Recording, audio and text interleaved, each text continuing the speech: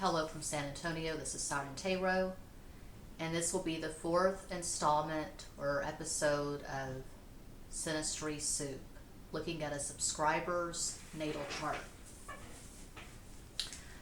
I'm not organized.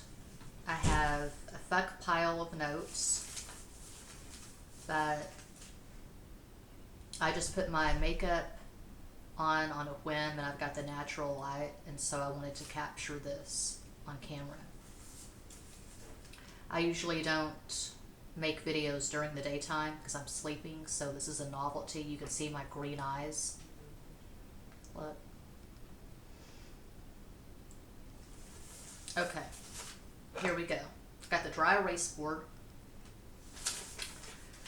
This is what I have in the notes. Mercury and Taurus. Common sense, strong convictions.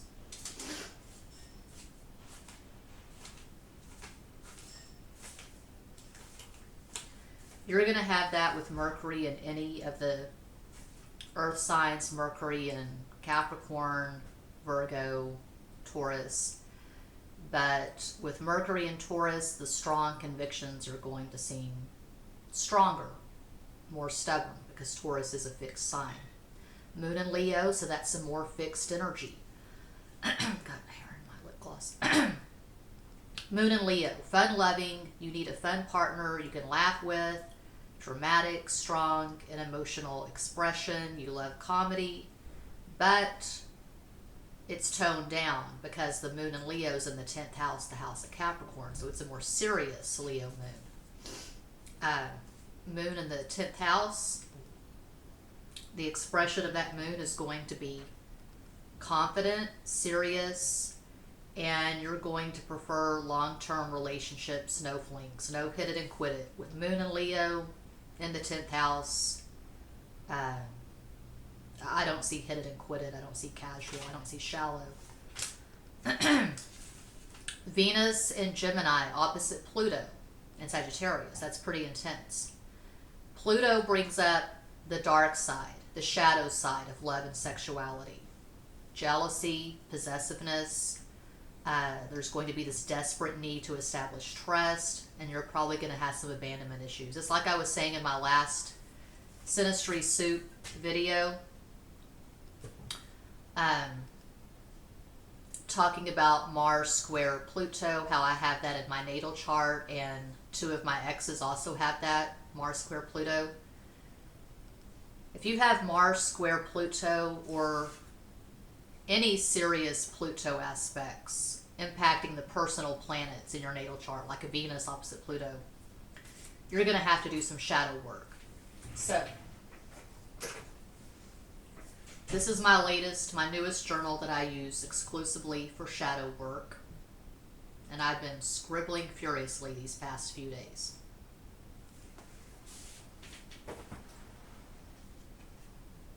And I'm reading this. The Dark Side of the Light Chasers by Debbie Ford. I'm going to read this all the way through and not do the exercises, just read the book. Then I'm going to go back and do the exercises at each chapter, at the end of each chapter. I spent about an hour at Amazon researching, reading the reviews for all of these shadow books, and this was the one that seemed the best to me. So,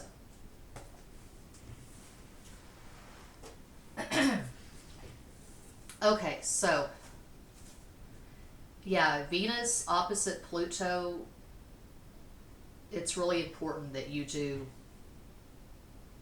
shadow work. It's important for all of us to do shadow work, but especially with, like I said, any Pluto aspects in your natal chart.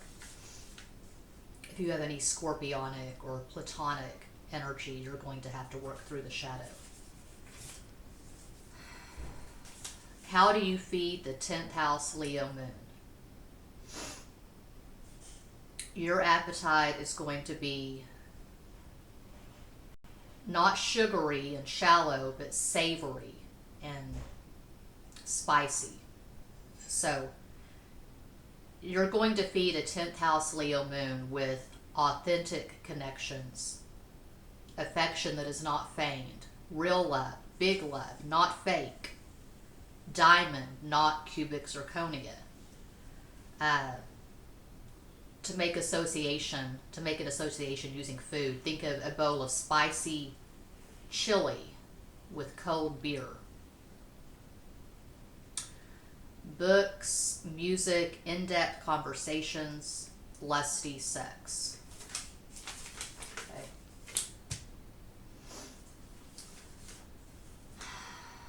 I'm not going to get too much into the vertex because I'm not so sure I understand it myself. I know that I have vertex conjunct my north node, exactly. I have vertex and north node 16 degrees Capricorn in the 5th. And like I've said in other videos,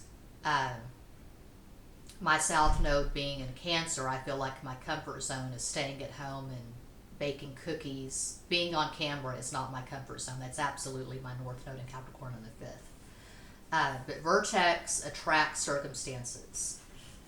It's kind of seen as the point of fate in your chart. The vertex, things over which one has no control. And that was all that I wrote for that. So I'm not getting into the vertex. I just pointed that out. Moon in the 10th, extremely sensitive about reputation, because the 10th house, that's where you're visible. Your MC is in your 10th house. I've got my MC in Taurus, which is why any fame that I may have in this life, it's going to be very delayed. I'm not an overnight success. There's no way in hell with an MC in Taurus. If you have MC in Taurus and you've got a lot of Earth in your chart, which I do, Capricorn and Virgo, you're not going to be an overnight success. It's very doubtful. And Saturn in the 10th house. But Moon in the 10th, extremely sensitive about reputation, what people think about them in general, close to mother, tendency to be codependent. So it's complicated, but I would say Moon and Leo in the 10th, you're going to command respect. We're all at risk. It can happen to any of us. We can get into an abusive relationship. No matter what your chart looks like, you can get into some bullshit. But if you have Moon and Leo in the 10th, I really don't see you staying in an abusive relationship where you're not getting your proper respect for any length of time. Okay. Mars in Virgo, very lusty. Mars in any of the earth signs is going to be lusty. I've got Mars in Capricorn. But Mars in Virgo, you're going to make meticulous plans to minimize mistakes. You're going to have perfectionistic tendencies, and it's very likely that health and fitness are going to be important to you. But the Mars in Virgo, the effects of Mars in Virgo are lessened, or I wouldn't say nullified, but they're going to be less intense because this person has her Mars in the 12th house. So Mars in Virgo in the 12th house, which that's the house of Pisces, which opposes Virgo, you're going to be more romantic. You may have issues of repressed anger, but I have incurable romantic. So,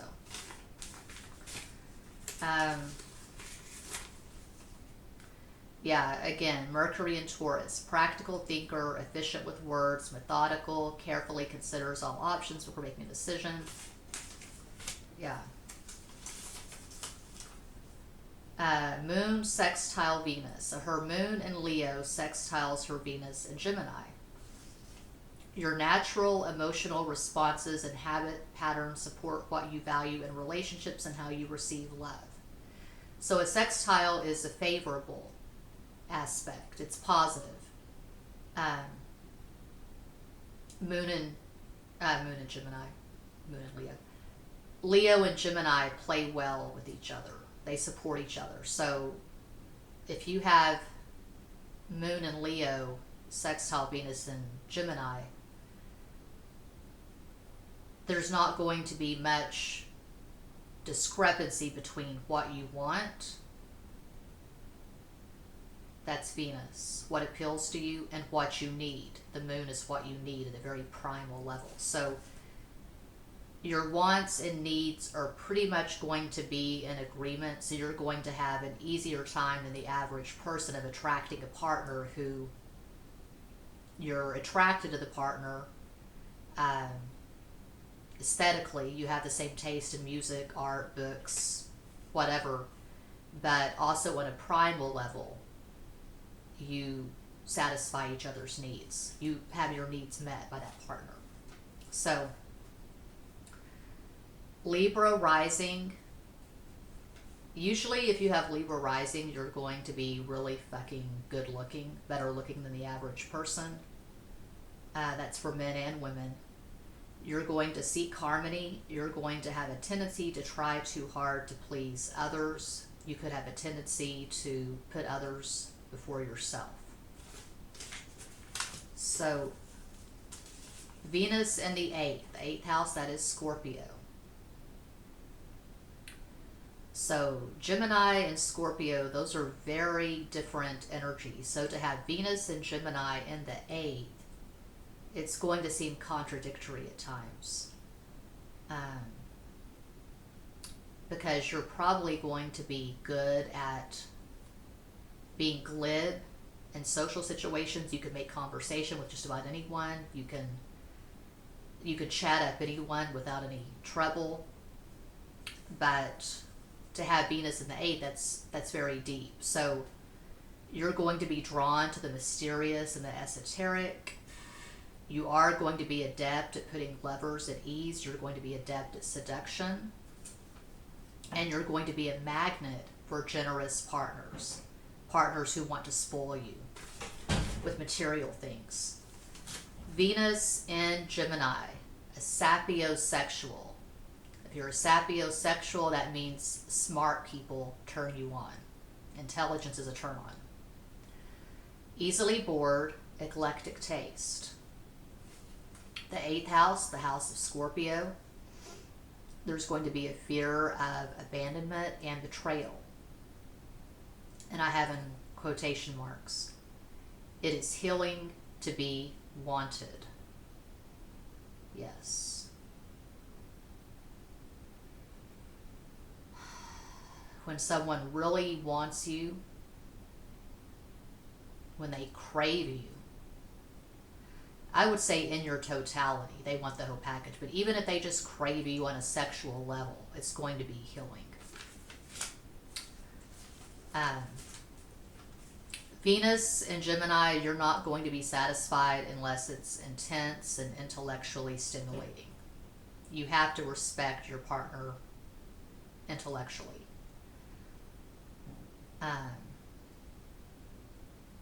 But Venus in the 8th, the house of Scorpio, if there's no emotional stuff to work with, if it's just sex, if there's no emotional intimacy or availability, it's not going to work. You have to be able to access and express emotions to get with someone who has Venus in the 8th house.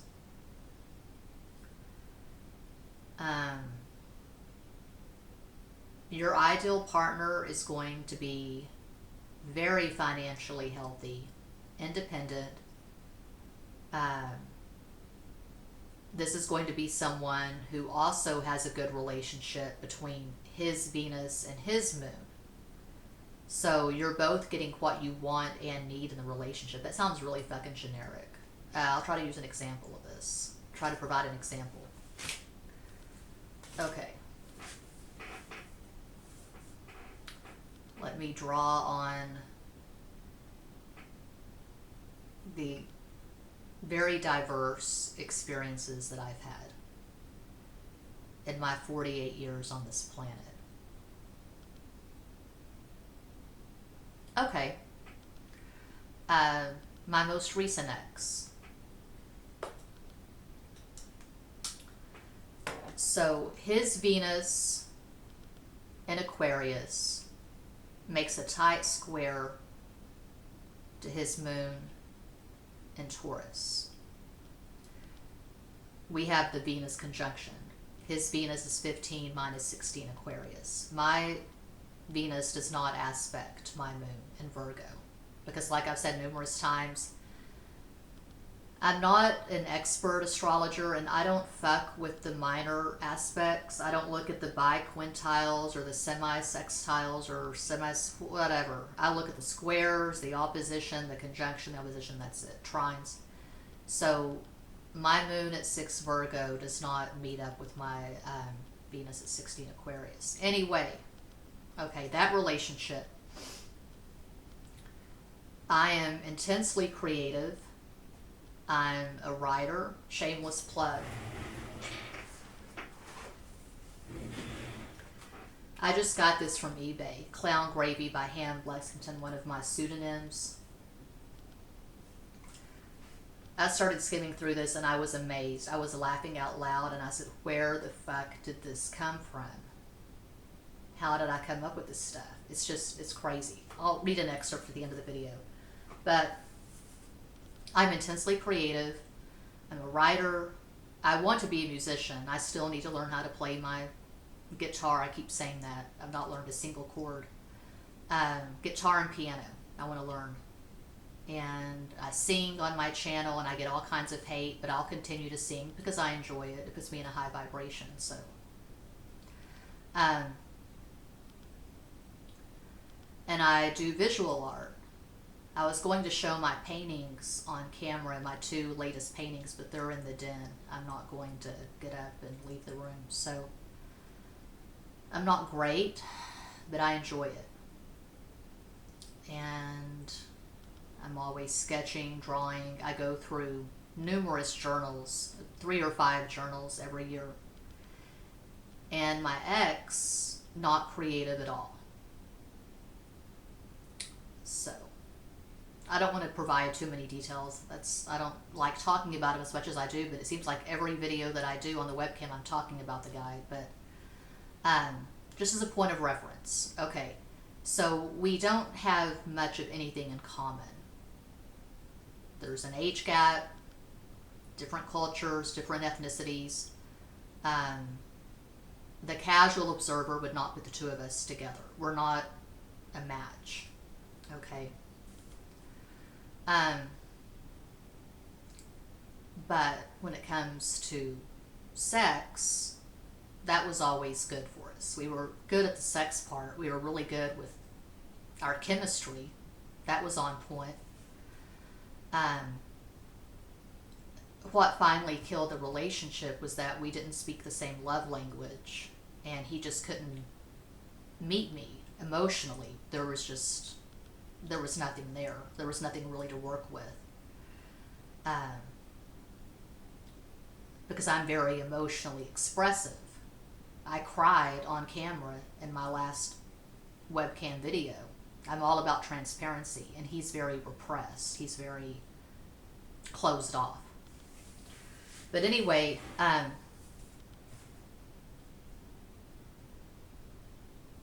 if you have Moon and Venus in agreement in your natal chart, you're lucky because you're going to have this ability to draw people to you who will satisfy your Moon and your Venus. So with Venus, you're going to have things in common. You're going to like the same kind of movies. So he liked action movies, stuff that you see at Redbox or whatever, popular movies. And I like more obscure movies, documentaries, just things that you're not going to find at Redbox. So, music, music is a big deal to me, a very big deal. I have hundreds of playlists. And the moon, that's more, and I emphasize the moon in my videos, my webcam videos, my moon readings, because I feel like the moon is important. I feel like if you have to narrow it down, the moon is a lot more important than Venus in Synastry.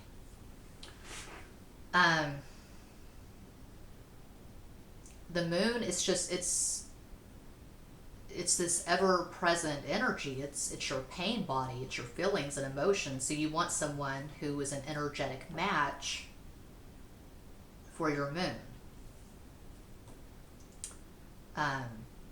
If you have a lusty, passionate moon,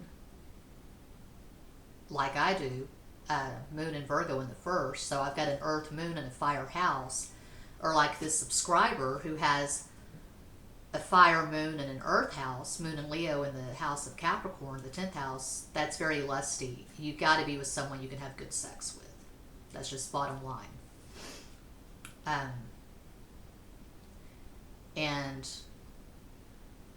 although a fire moon is passionate, being in the house of Capricorn, you have to have some structure and routine, and you're going to be happiest with someone who is financially healthy. So,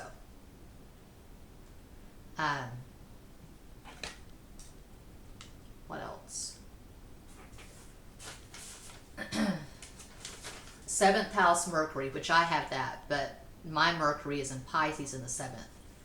Her Mercury is in Taurus in the 7th.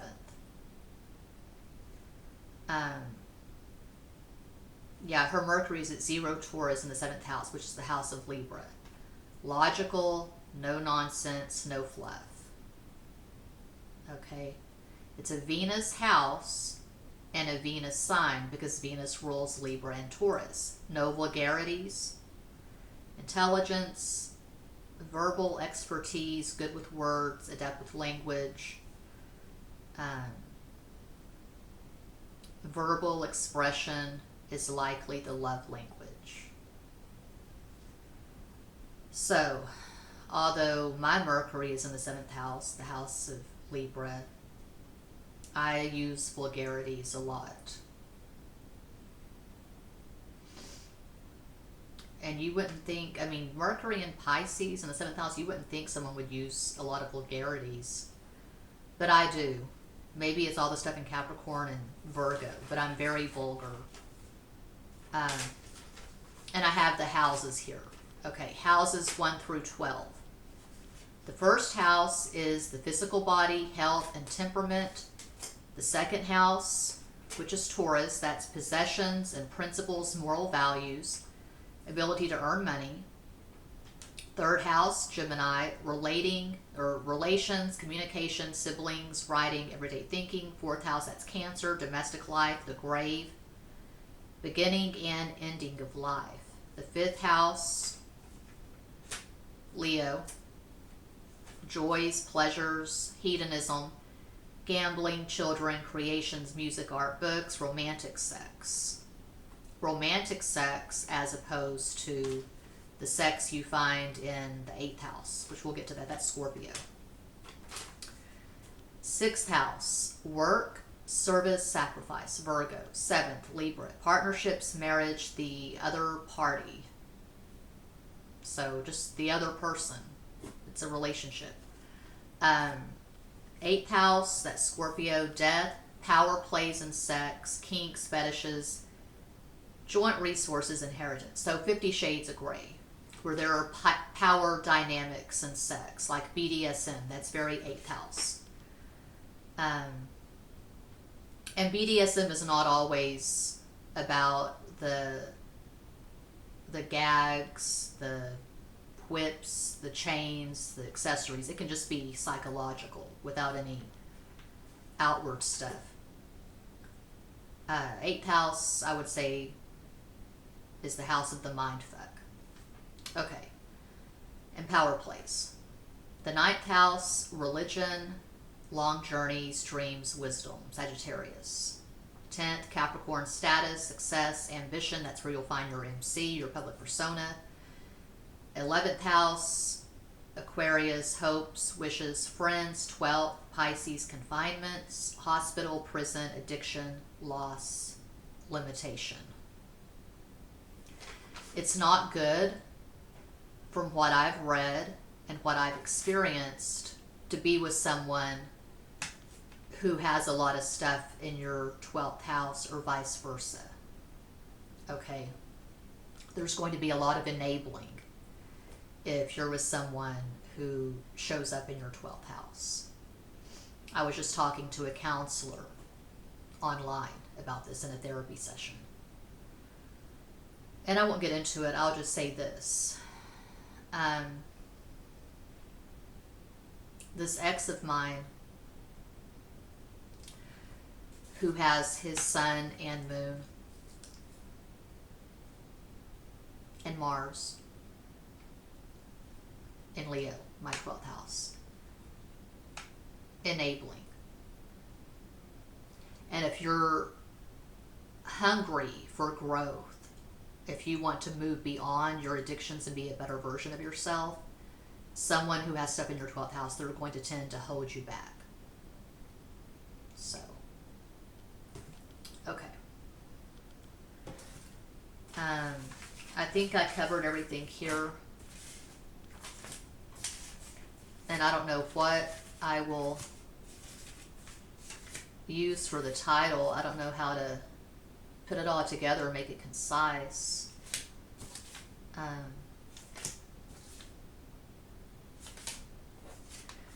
The point I want to make is human beings are just fucking complex. There's no way around it. If you have an IQ over 80, you're going to be complicated.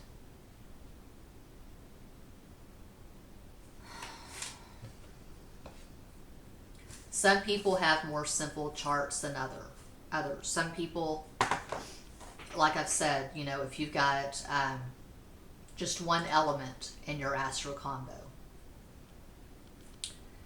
if you've got Sun in Leo, Aries rising, Moon in Sagittarius, that's going to be a lot easier to work with than someone like me who has Sun in Aquarius at a late degree, the anaretic degree, 29 degrees, Virgo rising, an early ascendant. My Virgo ascendant is 1 or 2, I never can remember, 1 or 2 degrees Virgo and a Virgo moon. Okay, and I'll have to print out my chart and show it on the camera. It's crazy. It's all over the place. And on occasion, I'll go to astro.com and I'll make an astral chart, a natal chart for my idea of what a perfect partner might look like. So I made this one at Astro, I guess it was yesterday. And I'll go ahead and write down what I wrote. Because when you look at this fictional man's, this imagined man's chart, where my chart is just all over the place, his chart is just very simple, like almost a flat line. It's all at the bottom. And like I said in the last video, I do think it's important to have mirror aspects. If your chart is really complicated, you're probably not going to be that happy with a partner whose chart is really simple. But I was just venting, I was just imagining, I was just having fun. This is probably not my ideal partner. What I wrote down was he's a Scorpio with Virgo rising, Moon in Capricorn. So this imaginary man that I made up. Sun 6 degrees Scorpio, Moon 10 degrees Capricorn, Mercury 17 Scorpio, Mars 17 Capricorn, Venus 11 Sagittarius, Jupiter 8 Capricorn, Saturn 17 Scorpio, Neptune 29 Sagittarius, Pluto 2 Scorpio. But it's like I've said, and there's a lot of energy there. There's a lot of stuff between our charts with just those things. But it's like I've said, if your chart is complicated like mine, you really want to narrow it down and say, these things are non-negotiable. I have to have at least these aspects with this person. So, for me, and this is what I go on and on about at my channel because I feel like it helps. I think it's helpful. It's non-negotiable for me if I ever get into a relationship again with a man, a romantic sexual relationship. His moon has to aspect my moon. I prefer the opposition or the conjunction, tighter, 5 degrees or less, which means his moon would have to be in Virgo or Pisces. Could be in Scorpio maybe, probably not Cancer, but that's it. That's a very narrow window. And his Mercury has to aspect my Mercury. The trine or the conjunction, maybe the sextile, but not the square. Maybe the conjunction. But two people with Mercury and Pisces in a relationship, I'm not sure how that would work. I don't know, but there has to be good Moon and Mercury for me. That's carved in stone.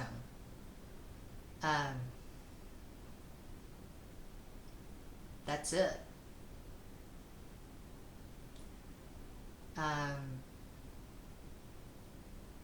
Mercury is my chart ruler because I've got Virgo rising, and my tightest aspect is my Mercury at 14 Pisces squaring my Saturn and Gemini, 13 Gemini. So some Saturn stuff would be good as well. But you want to look at this. If you have a complicated chart, if you have an easy chart, it's going to be easier for you to find someone you're compatible with. But if you have to narrow it down, Moon, Mercury, chart ruler, and its tightest aspect. Why do most relationships fail? It's because the communication is terrible. You feel like your emotional needs are not being met. People use sex as an excuse, or they say, oh, the flame went out, this is no longer exciting.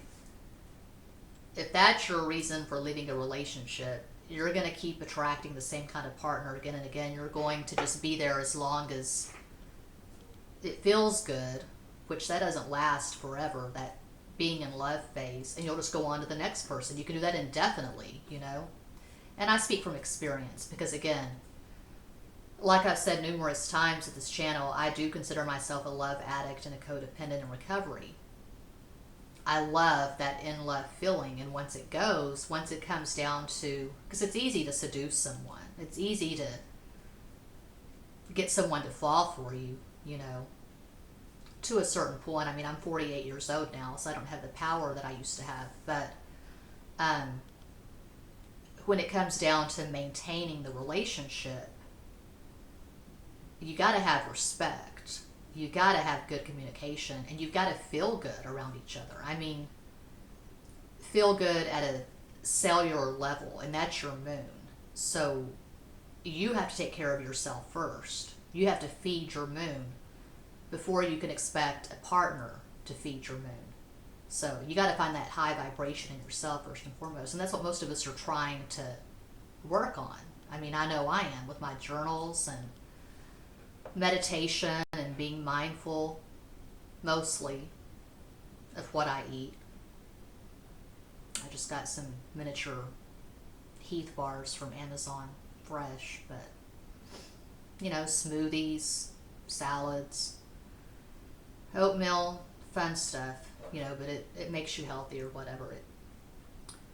It makes you glow or whatever.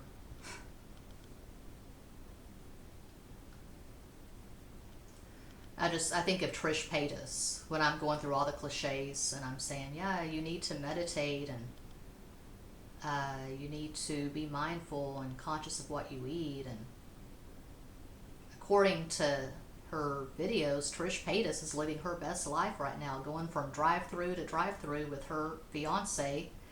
Just purchased her dream home, engaged to be married. So I'm not an expert. I'm just winging it with everybody else. I'm not a guru. I'm not Oprah. I don't know what the fuck I'm talking about. I'm just talking.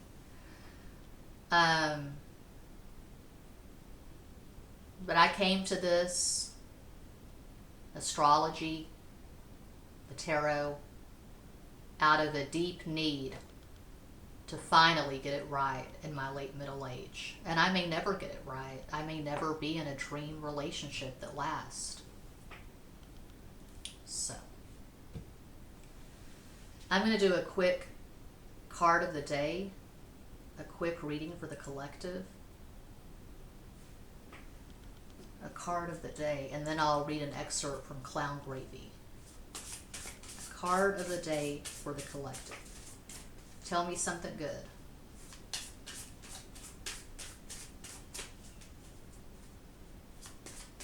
And this video showed up in my feed, this guy talking about how you never know which video you make that's going to go viral, that's going to just capture the imagination, or what you're going to put out into the world, a book, a song, a video, whatever, that just captures the imagination. This flipped out. The Knight of Wands. And the example he used, this is so perfect. The example he used was Cherry Pie by Warrant, that trashy, wildly popular song and video from the 90s. It's a terrible song, but people love it. They love the video. Oh, that chick is so hot. So, I just blanked the guy's name, the lead singer of Warrant. He married the girl who was in the video. They had a child together. I just subscribed to her YouTube channel, Bobby Brown. So I know the girl's name, but I can't think of the guy's name because it's unusual. The lead singer of Warrant. He hated that he was known for Cherry Pie. And I want to say Janie. His name is Janie. That's weird. Janie Lynn. He drank himself to death at the age of 47. He was in a Comfort Inn motel room and he drank himself to death. Okay. Janie Lane. He was an Aquarian. Yeah, Janie Lane was an American recording artist and the lead vocalist, frontman, lyricist, and main songwriter for the glam metal band Warrant. From Hollywood, California, the band experienced success from 1989 to 1996 with 5 albums reaching international sales of over 10 million. He was born February 1st, 1964 in Akron, Ohio. He died August 11th, 2011, Woodland Hills, Los Angeles, California. So,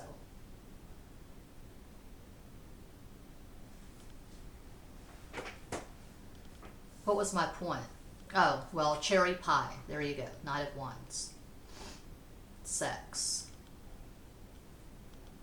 The wands are not just about sex. The wands are about going after what you want and creativity. So, if you're feeling like you're in a slump, if you're feeling stuck, if there's someone in your head and you can't get the motherfucker out of your blood, and you've not spoken to the person in 3, 4, 5, 6, 7, 8, 9, 10 years, but they're in your blood, they're in your head. Write like your life depends on it. Or pick up a guitar. Do something. Create. I keep telling my ex and our son, I want us to watch Dead Poet Society together. I love Dead Poet Society. Robin Williams, his best movie ever in my opinion. Sound your barbaric yawp over the rooftops. I mean, what are you here for? Are you here to just take up space? Are you here to consume other people's content? Are you here to just consume until you die? Create your own content. Write your own books. Clown Gravy, Ham Lexington.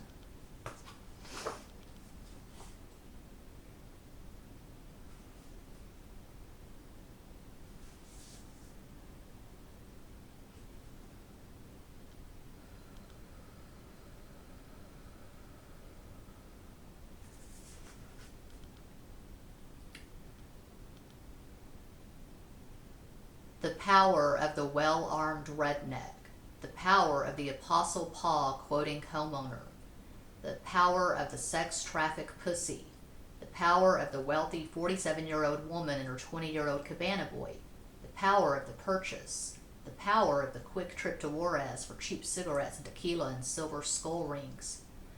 Once on the Golden Gate Bridge, Sloth looked down in his blue jeans, a Marlboro dangling from his lips, and said, "There are secrets in the waiting room." But no one heard him unless they were psychic. All those cars and all those clouds and all those trees and all that water and Charles Manson still rambling and badassing in prison and Elton John's sunglasses still defying dust and Velvet Jane's pussy pulsating with a Cherokee syllabary and vanilla frosted rainbow sprinkled donuts and blue Christmas tree lights. Quietus takes charge, takes the wheel, next stop Santa Cruz, and Sloth gets kicked off the karaoke stage for singing Amarillo by Morning 10 times in a row. And that's inspired by a true story.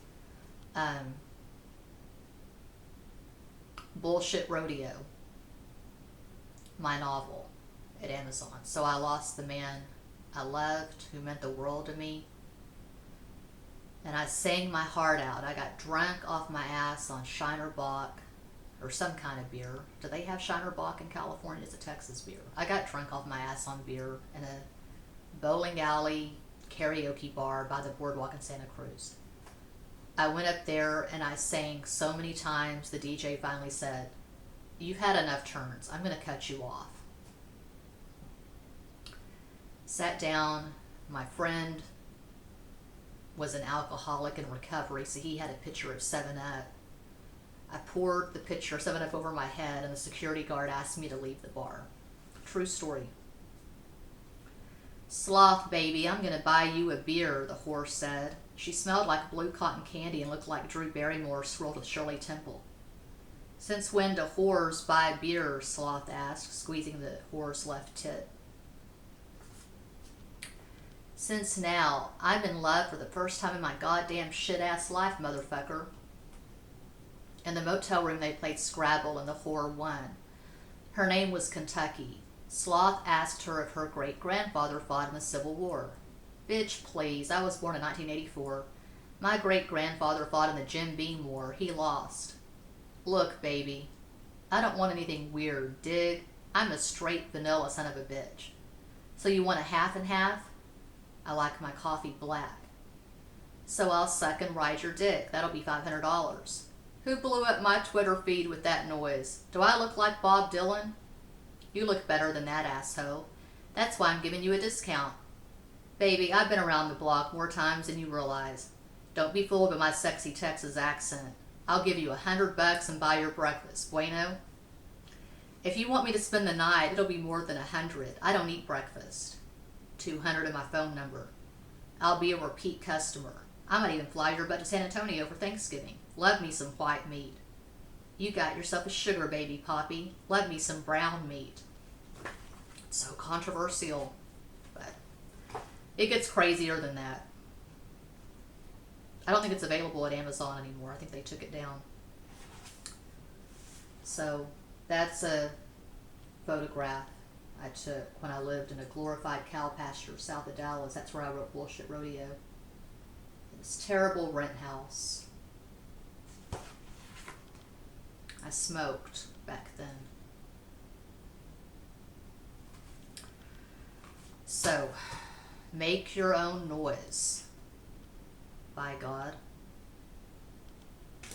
If I don't hate this, if I find this tolerable, I'll go ahead and upload it. Sending you all massive love and light from San Antonio.